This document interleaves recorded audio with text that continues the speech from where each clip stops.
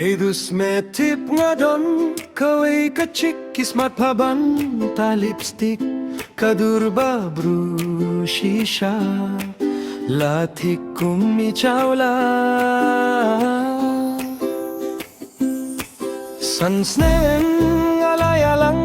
hinre tang sisin rungam myo thyalang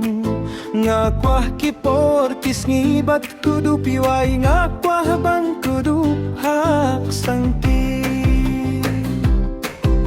nga rudoli wei isam la baklain haban bam raja nga mut kisia ihinre ngam nut ba kasama metip hakawei kasni nga mut ban kisla kispe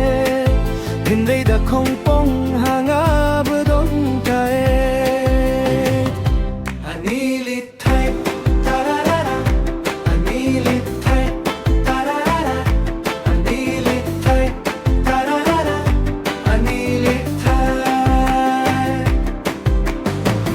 ngalele alait no bat ka ngayo sa highway thay na shilong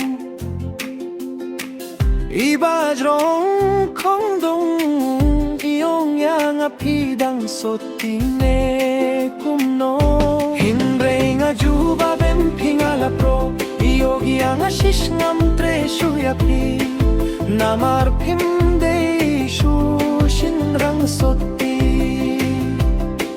anilit thait lok nga hatate me nga nang mutlam penihaing hasam hayang aki ay shiprut kaksam iong katduyang abay-bay ngam tre shuyapi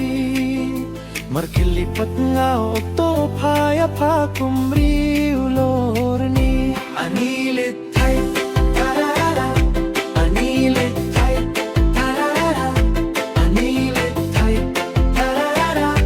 anilit thait anilit thait nilit ha ha ha kapot jong me kajutik bat nga ya me leit no shanong grenya kamyo no kitay baris niya